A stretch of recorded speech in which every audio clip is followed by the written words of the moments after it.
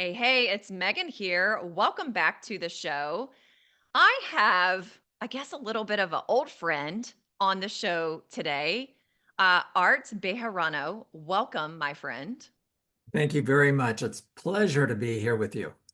We got to tell people how we know each other. Should I do it or should you?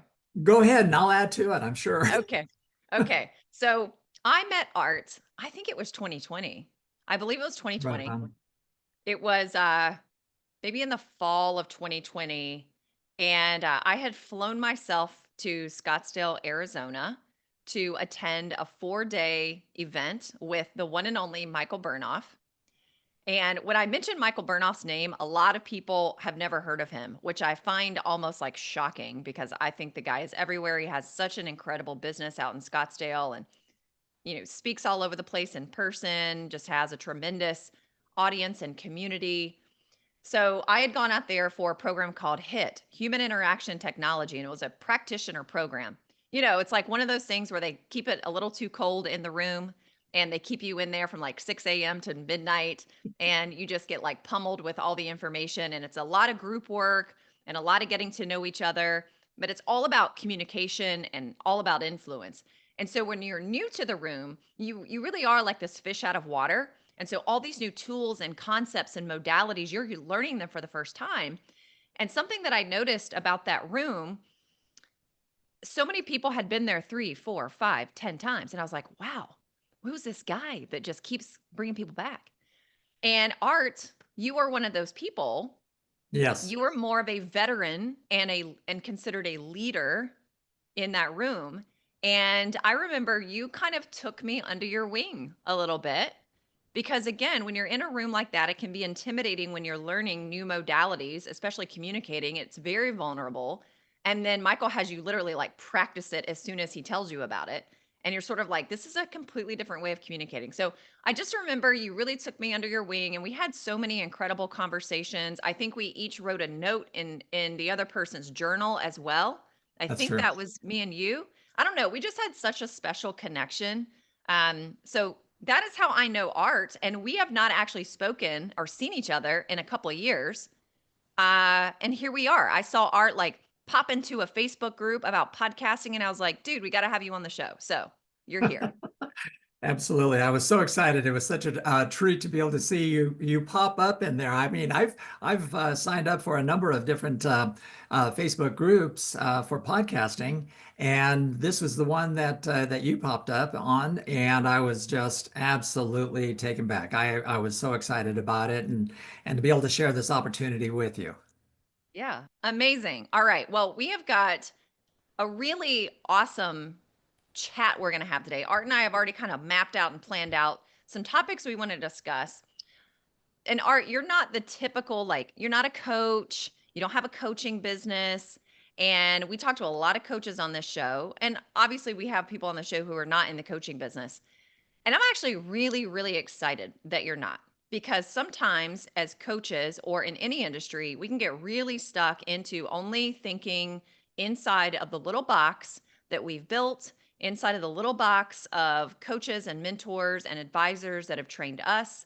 And it's very easy to get stuck in our ways of doing things, even when they stop working the way they used to. So I am really excited for this conversation because I think you're going to bring some new creativity, imagination, and insight into, a lot of our listeners who are in the coaching and consulting space. So with that, catch us up to speed on who is Art, what's your background? I know it's very extensive, so kind of fill in a lot of those blanks for us. And I'll try to keep it a little bit short too. But yeah, I'm actually a serial entrepreneur, but I really dug my heels into this engineering company that I have, Integrity Engineering and Design Solutions. And it was something that I really, really have and have always had a very deep passion about doing. And when I first formed the business back in 2002, I did it with a partner, and he and I got together on day one and said, look, we don't want to be just a simple little service. We want to be an engineering company. And so we decided to go ahead and start moving and expanding and growing. And we, on our first, from October to December, we made $250,000 on just new business alone. The following year was pretty much doubled that. And then we kept moving and progressing smoothly, and easily. It wasn't anything like a sharp curve, upward curve. But 2008, 2009 came along and just like it had done for a lot of people, probably in many industries, where it really impacted us. We went from about 740,000 down to 440,000 that year, and it just was a hard, hard hit. And and I looked at this and I made the decision I'm going to do some things differently, which we'll probably, well, not probably, we'll definitely be discussing. But we had went from 440 up to 880,000 the following year, and then to 4.8 million. And so it's something that helped us to be able to be recognized by the Inc. 5000, where we made the Inc. 5000 3 years in a row.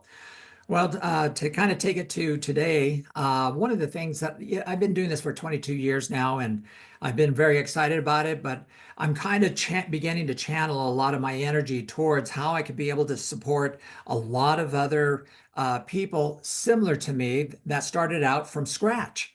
And one of the most difficult things realizing is that what is it, 90% of most businesses, startup businesses fail within the first year to 2 years or something like that. And I thought, there's a way that we can work around this. There's a way that we could be able to help businesses or individuals to become entrepreneurs and to begin to start setting up their businesses in such a way with a foundation of confidence and a surety so that you can actually be able to move on without having to go through a lot of the problems that most people experience their first, second, possibly even their third year of being in business. Hmm. So I've actually have just finished up, and it'll be published in February. My new book, which is called "Fire Yourself: A Simple Way to Self-Direct Your Career." Ooh, wow. How'd you come up with that title, Art? I have been exploring this avenue for such a long time, and there was a lady that I had taken a training with. Her name is Kim Walsh Phillips. She teaches a lot about social media and stuff, but she helps people to begin to start setting up their programs. And one of the things she had mentioned was, well, if you write a book, you'll become known as an authority in that area. And I Hmm. thought, gosh, that makes sense. So I pursued it for 5 years, and it took Wow. me a So you little. you weren't one of those like write your weekend in a book people. No, no, and then to try to, and then some of these people that are whipping them out with using AI, and I was like, AI is not going to really convey the information that I've experienced and how I Right. know. It might be able to articulate it a little bit better, but that's the only extent of it. I can't use it to try to get the content in there, and so I structured it in such a way that it really deals mostly with the mindset of being an entrepreneur. How do we handle difficult situations? How do we get through tough economic crises? How do we get through pandemics or different upturns, downturns, in business? And it all has to do with the mindset, having the right mindset, being able to communicate, being able to collaborate, and being able to connect. I love it. The three C's. Okay. Let's dive into, I know one of the main frameworks that you have in your book. I'm sure it has a name. I'm going to refer to it as the three R's: recognition, reframe, and reposition. I would love for you to unpack that framework for us because it sounds like that is a very pillar framework that you have developed over, a couple of decades and have really used to guide yourself and your businesses. So, what is it? Tell us about the framework and unpack the three R's.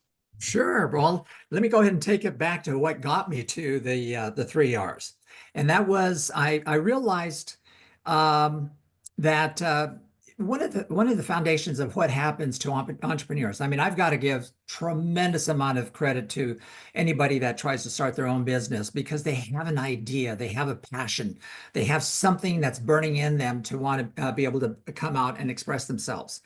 And so one of the things that happens with that is it's such a new venture that we don't have learned knowledge about what we're supposed to do. We're kind of guessing, we're winging it, we're trying to do whatever it is that we can do to keep the business going. And we try to rely, not try, but we really rely on a lot of the old paradigms, the old ways of doing business. Well, you've got to market yourself. You've got to be able to have a good product. You got to do this and this and this. And so we use a lot of labels. I call them labels because those are the things that we actually have to categorize because mentally we reference our mind according to how we label things. And so if you think about uh, even even coming up with the idea of being an entrepreneur is such a daunting item for most people to take on because they don't get a lot of support from a lot of people. I mean, you probably hear, well, come on, most businesses fail. Just like I said, 90% of the businesses fail. Who wants to go into business when you have that kind of a statistic? Mhm. And then you have other items like, it's going to be feast and famine. Yeah. How do you handle that? How do you get past those areas? And what happens if nobody wants to buy your product? So there's a lot of different things and I would say a lot more negative levels of influence about becoming an entrepreneur than there are about becoming an entrepreneur. And that's why I have to give a lot of credit to a lot of people that make the decision to become an entrepreneur because they're going against the grain. Mm. But that doesn't mean that they're not going to witness or experience those same labels coming up. And labels actually are based on three factors: a visual experience that you had, an auditory experience, it's what you heard, or a kinesthetic ones where you felt it. And it's usually we wind up having a tremendous amount of experience, and that where the feeling comes in is what actually embeds the label so strongly into the body, into the mind, that you actually have to fight hard to be able to get past it. So, for example, I mean, when you hear, 90% of the businesses fail in the first year, you have an emotional reaction and a visual reaction to where you see a label out of business, on the Mm. door. You get these visuals, and then you also hear it from your friends, or you hear it from acquaintances, or anybody that's trying to discourage you from talking about it. So, and then you wind up having this emotional, kinesthetic type of experience along with it. And so, where I came up with with the three R's is that if we can learn how to be able to recognize, and that's the first one, Mhm. Mhm. recognize the state that you're in. If something comes up and you get that little cold chill running up your back, and you're going, how do I handle this? What do I do?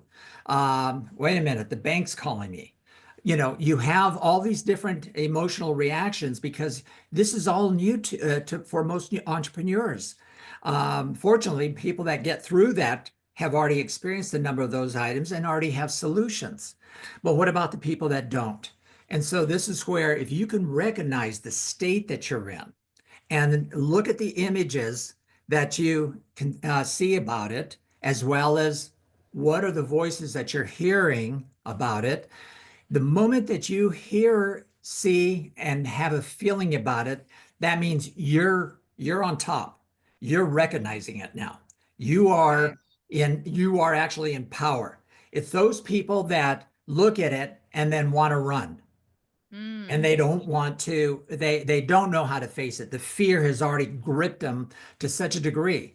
And so what I'm saying is we can actually get through these fears. I mean, when you lose 40 to 60% of your business in one year, and you have some employees and stuff like this, it's easy to go ahead and get into panic mode, and you got bills to pay, you got things to take care of, and you could either go into panic mode or you can go into solution mode. And this is where, by recognizing the state that you're in, you could actually now take it to the next stage, which is reframing.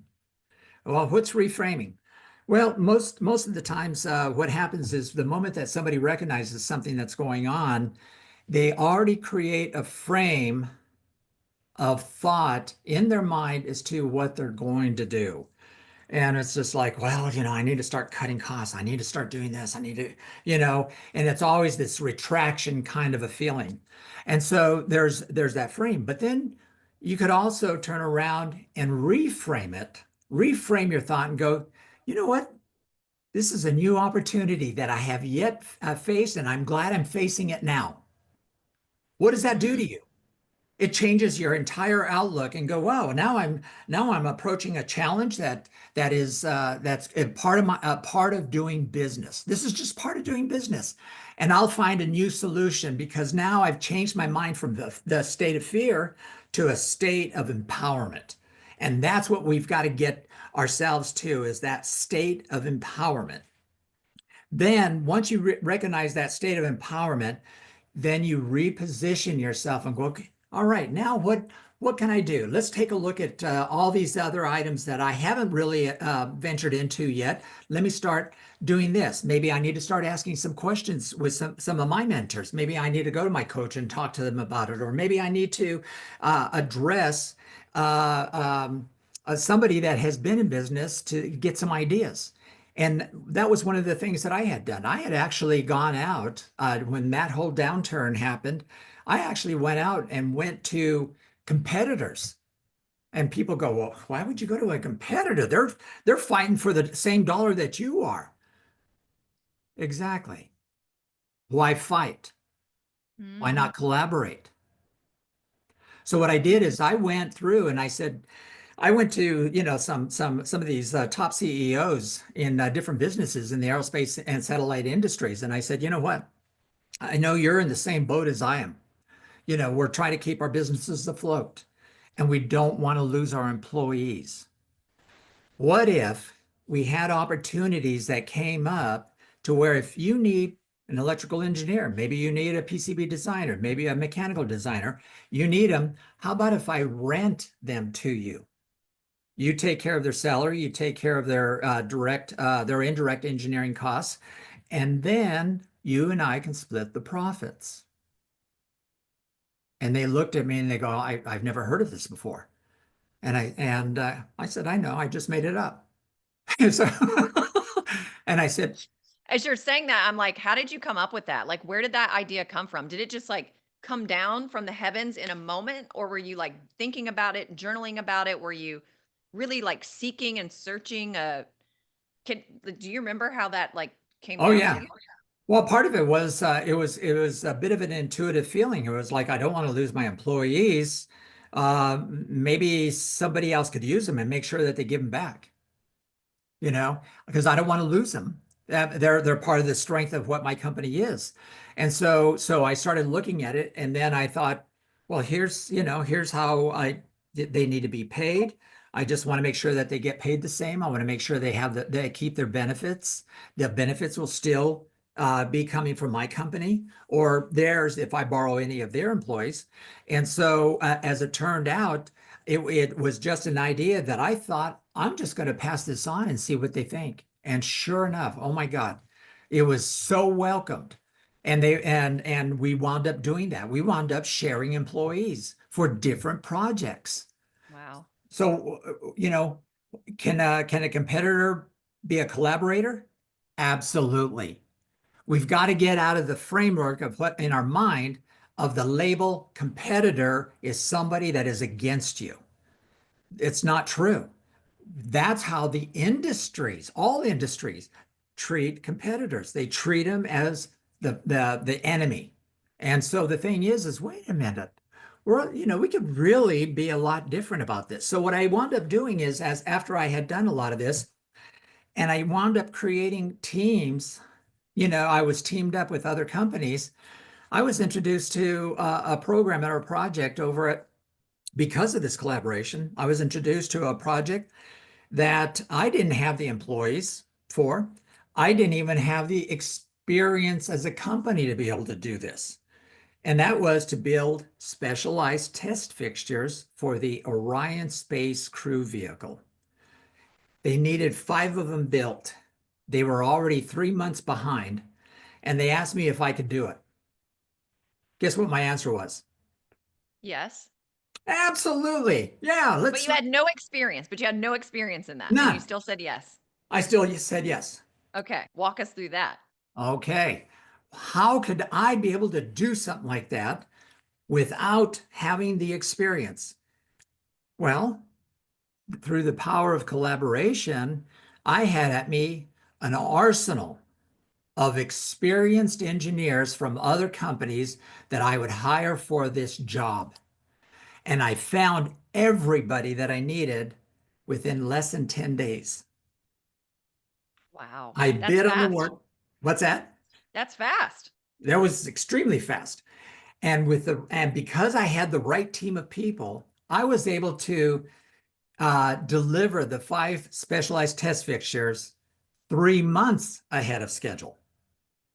Okay, I've got a question.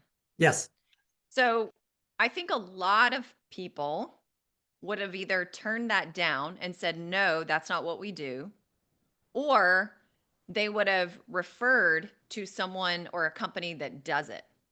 So, did all those options I'm very curious what was going on in your mind.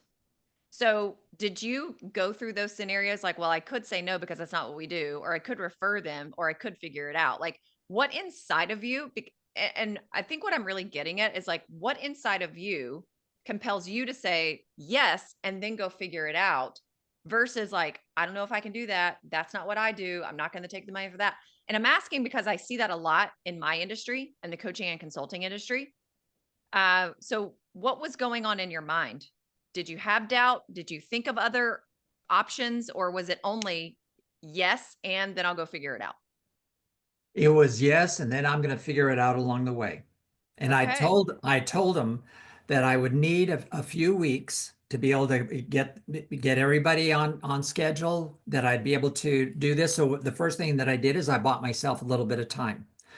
And then it allowed me the opportunity to begin to start finding the right people and the right groups. I mean, I actually found subcontractors that had businesses to be able to help out. We had to do over 300 mechanical designs, and we didn't have the manpower to be able to do it. So I brought on a gentleman who I had was part of my conversation about bringing, teaming up on these projects. And he said, Art, I'll knock it out for you. And he wound up, he took care of all the mechanical designs. So it was a matter of, there was just, I had already put into place the confidence of being able to collaborate and communicate with people.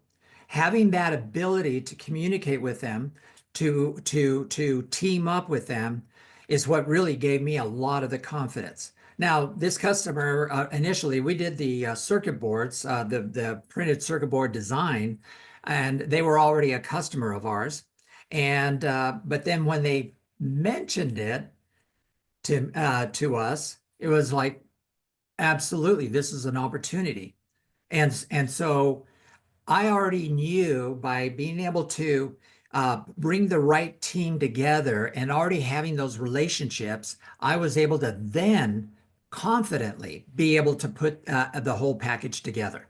And this is where I feel like the premise of what I like to discuss is our level of communication has to be the highest, and we have to know and be very clear about what it is that we're asking for. And what I like to ask for is, how can we work together so that we both win? Mm, that's a brilliant question. And most companies do not, and a lot of people do not think of that. They think of, wow, if I look at this and I'd much rather have that opportunity myself. No, I'm not going to help you. I'm going to go bid on it myself. But because what we do is, by presenting opportunities to one another, we are now giving somebody the opportunity to make more money. and and pretty much that's what we're doing is we're in business. Now, I would like to take a look at the flip side of that, which is, hmm, I was able to bring my level of expertise of my business into this. What I did is I brought the level of expertise in from other companies. So Mm, now I'm bringing the best team together rather than me going out trying to say, okay, I'm going to hire this person, hire this person. They're not tested. I'm going to do this, and that would be such a huge mistake. But it's because we set up these relationships, and the power of collaboration and the power of connection is such a meaningful thing in business, but it's been something that has been ignored. mm, And I have to say, authentic communication, authentic communication and collaboration. It has to be authentic. It can't be, yeah, I'm going to get you on board so I can go ahead and win this. I'm going to drop you. And so, no, it's all has to be, you've got to stand behind your word on it. So mhm, one of the things that I am looking at, and I don't have a coaching program, but I'm looking at putting a coaching or a training program together for high-tech engineers to become their own boss. And if mhm, they don't become their own boss at creating a business, I want them to be able to start taking charge of their career better and quit mm, sitting in the back seat. mhm, Businesses, they look at you and they say, this is, we hired you to just do this. mhm. And some of these people are going crazy, just, punching the clock every day and going, I got to do something else. But they're afraid to be able to do it. So why not be Yeah. able to give them the opportunity or a means to create a backup solution for their career? So Okay. So, are you just like a really good guy who just innately has the ability to build relationships with people? You know how to communicate? Because I'm just thinking, like, okay, what are the listeners thinking? All right. Well, Art's just really good at that. He just has that gene, that skill. He's just great. He's got the knack for building relationships. He has the knack for thinking outside of the box. He has the knack for communication. Is this something that it's just a God gift for you, or or are these skills that you have built over time? it's a fantastic question. They are, I had a craving from early on of trying to understand what is it. I had friends in grade school and high school that would sometimes just come up and go, we can't be friends anymore. Why? I couldn't understand it. And or if you had a relationship with somebody and then out of the blue they're going, you're just too good for me or this, all the excuses that want to come up. And I was like, well, talk to me about it. I'm sure we could be able to, come, work something out or at least have an understanding as to what's going on. And I kind of found it in myself to want to learn how to be a good communicator. And prior to becoming the owner of this engineering company, I had worked as a CEO for an international human development organization. And I had the opportunity to speak to people in Israel and Germany and France and England, South America, Australians. I mean, the first thing I did on my first trip was I found a book that was called But That's Not What I Mean. And that's the title. And I was like, boy, that caught my Yeah, it's a good attention. title. Good title. And I started realizing that, a lot of our communication is based on these labels. Uh, you could have a cultural label. You could have an environmental label. You can have the sex labels, men, women, Mars, Venus type thing. You could have all these different types of things, and people have been really good about being able to label these items and segregate them. But what about solving them? What does it take to be able to communicate with somebody uh, that's speaking broken English? I mean, when I was talking to people there in Israel, and it's broken English a lot of times, and some of them speak very, very well. But it's kind of ironic, not ironic, but it's pretty fantastic because they don't speak with the political correctness. They just say it the way it is. And some people can be extremely, they can go, oh my God, that's rude, and they can come across as being rude and stuff, but yet they're not. It's just how they communicate. It's our Mhm. interpretation. So I realized I need to work here first. So Mm. that was one of my things that I had done with, yeah, meeting with Michael, going through his call to action, his core, his HIT, and I did 2 years of the superhuman interactive technology to where you can start doing what he does. And I thought, this is brilliant. This is extremely helpful because now we're starting to look at how we can break down communication by looking at it as a third person perspective so that you can actually hear yourself and hear the other person talking so that you can have a better understanding of what it is that they're saying. And so, yes, I've had to work with this, and I realize there are shortcuts that can be made. And that's the part that is absolutely vital. By even just the simple 3 R's helps you to be able to gain a tremendous amount of perspective on not only the way you communicate with yourself, but you could also use it communicating with others to develop stronger, more powerful relationships. And you could do this with your family, Mhm. with family relationships. And a lot of times those relationships follow a set pattern of communication. And sometimes we have to step out of it in order to be a better communicator and realize that you can actually have the best relationship you were really wanting. So, what I also find interesting about communication is that the people that, we're communicating with different people, right? Like, it's not like you're only communicating with yourself all the time, right? Or you're only communicating with your spouse all the time. The way that, I mean, and that's a good example. Well, I mean, a team is a good example. Let's say you have a team of 10 people. The way that you communicate with one team member might not be the same way you can communicate with another team member, right? Where I Absolutely. learned how to do a lot of communication is when I was a high school teacher, and I taught an elective, which meant, I wasn't teaching honors English 11. So I didn't have a room full of, 16-year-old juniors who were the smartest kids in the school, right? I had freshmen to seniors.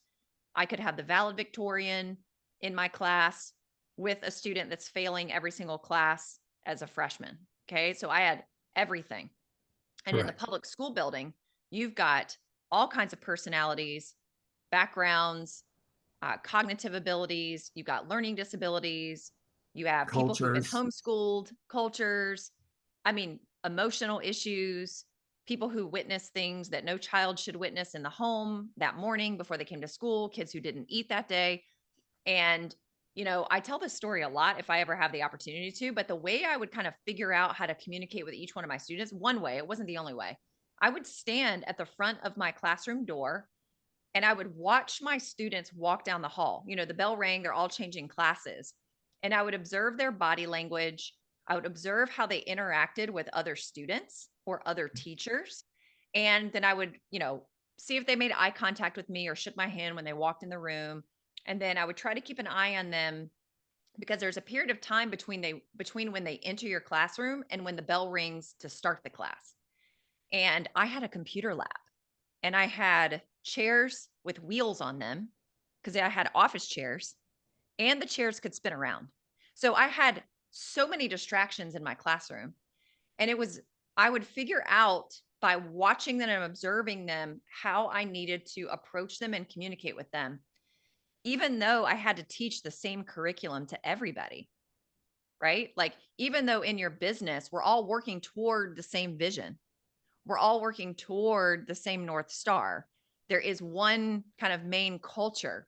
So I'm curious from a business and a business and a team perspective, but also, your ability to communicate with these other business owners. No two business owners are identical.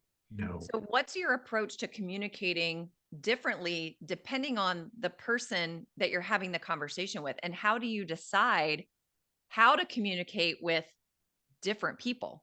I think that's hard for folks. It is. I don't think that's easy. It isn't. I think one of the most difficult things to look at is um, the first thing that pops into mind is, oh my God, that is so much work to have to do.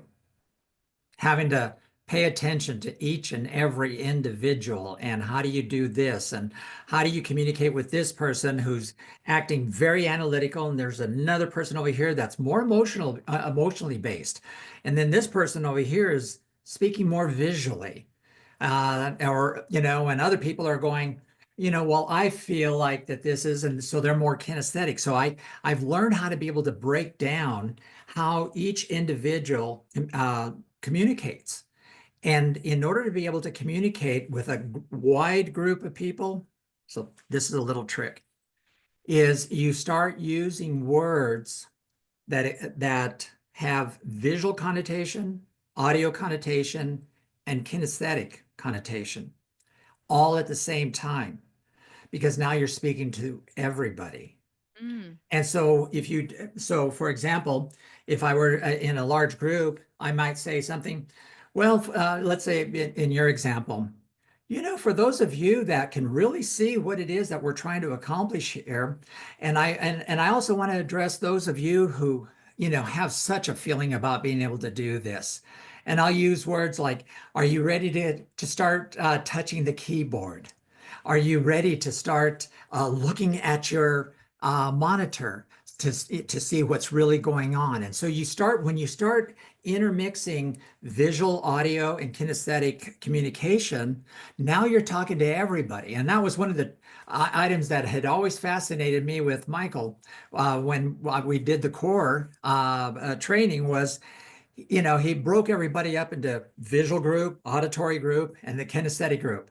And it was hilarious. Most people are visual, but then to get everybody's attention, and for those that took, Superhuman and HIT, it became obvious that he was using audio words, kinesthetic words, and visual words. And he had everybody's attention. And it's mm, amazing how that works. And the other aspect of this, if you're speaking to a group, you're actually addressing everybody. But if somebody starts directing to, some communication with you, starts talking to you directly, then listen to them as to how they're expressing it. So that if they're talking from a kinesthetic place, then you can, in your mind go, that's a kinesthetic person. Yeah, this person is the manager. He's more visual, and he likes to see how things are really going. So you start gearing your communication in such a way that you're actually able to talk to those people that are feeling, well, I can understand exactly how you feel about this new process. And I'll tell you what, you'll start finding yourself feeling so much better about it, because now you're going to find out how well this really works for you as well as the entire team. And that makes you feel good, doesn't it? yeah. Yeah. And the same way with the boss. Well, sir, when you see this, when you start seeing your entire team really coming together and collaborating, you're going to actually begin to start visualizing how things could even grow a lot bigger, and it's going to give you a lot more visual perspective on where you're going to want to be able to take them. Don't you see that? I mean, these are great sales tactics too. I'm just thinking Absolutely. like, I mean, and it's it's simple. You've got to practice it, and you also have Yes, to tune into what the other person is responding to as well. I remember from some of Michael's teachings, communication isn't so about what we want to say, but it's about how the other person is receiving it. What state are they in? What's their preferred processing style, their learning style, right? I mean, this can even absolutely. help in sales conversations. Tremendously, Yeah. tremendously. This opens the door, and this is very, very powerful for coaches, because a lot of times a coach you may have to look at yourself first. How do I respond better? For me, I'm a more visual and a lesser kinesthetic. Auditory, I have a difficult time being able to just hear people. But then I changed that reference. I recognized that I had a hard time. I reframed it by saying, I need to be a better listener. So then I There started you go. repositioning myself so that I actually began to start not looking at people's eyes and looking at their mouth to see what it is that they're saying. I started looking away to so that I could start training myself to listen better. Mm, So that's how I practiced the 3 R's. So mhm. we first have to understand how do I communicate? If I communicate through visual, then for me to as a visual person to keep trying to get that person to see and they're going, I just don't feel it. And you're going, but how can you? I mean, I made it all clear. It's all it's all there. And you go, yeah, but they keep looking at, no, this is just too much. It doesn't work for me. But if you were to communicate with them in such a way, well, do you see how you can feel better working with this type of a program? Because now you can actually get your hands on it. Those are Yeah. all kinesthetic words. Yeah. Yeah. So you got to like listen for the cues they're giving you as well. Yes, And that's the then key. reframe. Yeah. Recognize it, reframe it, and then reposition it. You can do that in every single conversation you're having with people. Absolutely. And especially even over the phone. You could do it over the phone. Well, wait a minute. How Yeah. could I do it over the phone? That's all auditory, but they still communicate with visual, auditory, and kinesthetic terminologies. Yes. Yeah. Wow. This is so good. This is like, this could be life changing when people go implement it. Even talking to yourself, self Oh, talk. absolutely. Yeah. It's to create that balance, it's so important to learn how to communicate to yourself in all three of those Hmm. facets so that you could actually begin to become more attuned to it in yourself and that you begin to start realizing, hey, as I begin to talk to you, I want to be able to exercise and execute, being able to use auditory, you know, when I see you smile, it's like I recognize that you're getting the sense or the feeling about what it is that I may be saying. Then I can see you kind of looking up in your eyes a little bit that you're thinking about something and it looks intense and I'm like, okay, so she's trying to find it visually to see Yeah. where to be able to go with it. So then the more that I begin to listen, the better I can communicate and be able to have a real strong rapport with you. Yes. So good, which is key in relationships, right? Key in relationships. Absolutely. Amazing art. I love it. So, the book, when is the book coming out? When can people get their hands on that? Well, I was told by I'm going through the first stage of editing, then I go through the second stage of the final editor, and then go through the approval on it, and then formatting. So they're talking about possibly early February, mid-February timeframe. Okay, perfect. Perfect. Well, we are going to make sure that all the links to access the book and get your hands on the book are in the show notes. Is there any last words you'd like to leave with our listener today? Well, I'll try to keep this part short because one of the things that you had mentioned to me is, working along, with this with a different economy and what have you. And that one of the things that struck me is I think it's so important that you begin to start becoming more fluid with your finding your niche. Start defining your niche a lot better and make it a lot clearer. Matter of fact, Mhm. even going to Chat GPT and saying, hey, you're a professional content writer and I want to be able to find my niche. Ask me questions of how I could be able to give you enough information to help me really hone in on what my niche is. And Mhm. the thing is that as we start finding coaches, are you just an all-around coach? Or do you specialize in coaching particular people with particular industries? Do you have a particular product or a service that you're selling? Is there something that you specialize in? And so by really defining your niche and staying up to date with it, you'll find that you're going to start finding that market Yes. that you really need to go after. It's important just because you defined it once, that's status quo and trying to stay within that same realm and you're finding you're not getting as many customers where you need to start redefining it so that you could actually begin to start finding those people that are really hunting for that answer or that solution. And the other part of it is Why not bring other coaches in on your program? What's wrong with that? Somebody that specializes in it. What I plan on doing is I'll have somebody that is a fantastic coach on accounting.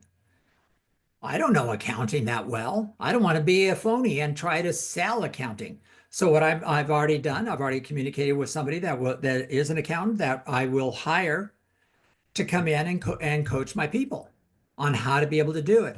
I'll take a percentage, but they're going to get the majority of it, like 75%. I'll take 25% for them to be able to teach my people the way that they need to. Then the people start trusting me that I'm finding them the right solution. Mhm. I'm not the know-it-all Love and it. say it all and do it all. That to me is what I call being status pro.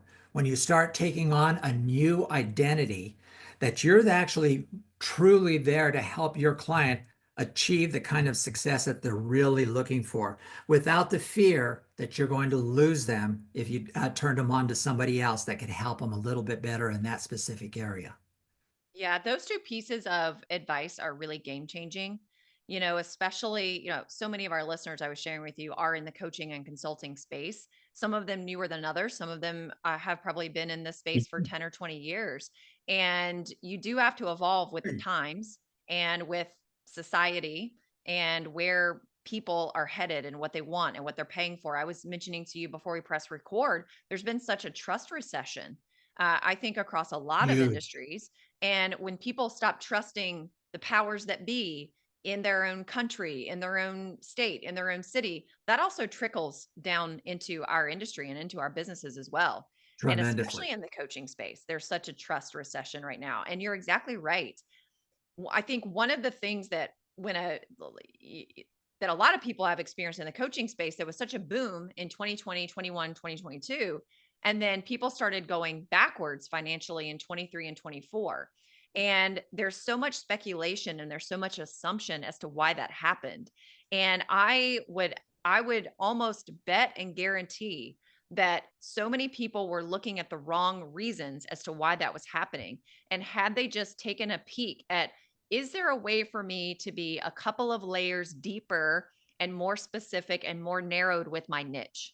And Awesome. I think a lot of people didn't look at it that way because they weren't thinking that way. Or how could I look at my relationships across the industry and how could we create win-win situations for ourselves and just go open the door and have those conversations, go invite people to have those conversations. And some people are going to say no and some people are not going to get it, but eventually someone will. So I think this is such a good place to like wrap a bow around this. It's in 2025, open yourself up to think outside of the box, start Absolutely. having more conversations with people like you, Art, where you are inviting us to have a different conversation. You're inviting us to think differently and look at what's really possible. You know, going a teeny bit more niched, that is a very small shift that has a Exactly. very significant impact. That is not burn your business down, start a new business. It's like, how can I go 2 to 3 layers deeper and more narrow with a niche? I mean, what if that's the answer? What if that's your $1 million answer right there for 2025? I think that's fantastic. Absolutely. Absolutely. Coaches, consultants, they're powerful, powerful people, but it's starting to become the industry where a lot of people are just trying to get into it and then they try to find what it is that who they're trying to talk to and stuff. But if you could really hone in and have that niche, or if you've Mhm. been doing it and really work on that specifying exactly what it is that that niche is doing and how it can really offer your clients a stronger, better solution. I mean, I can only see making more money and being a Yep. lot more helpful to your clients. Amazing. This was so good, Art. Incredible. I've really Incredible enjoyed this. information. Just so backed by your experience, your multi-decade experience as an entrepreneur and so many conversations that you've had with people and things that have worked and things that haven't worked. So I appreciate you so much for sharing with all of our listeners today. It was good. And it Thank was you. good to reconnect with you. Absolutely. I really have appreciated this. Thank you so much. Amazing. All right. Until our next episode, remember to design a business and life that's built to last.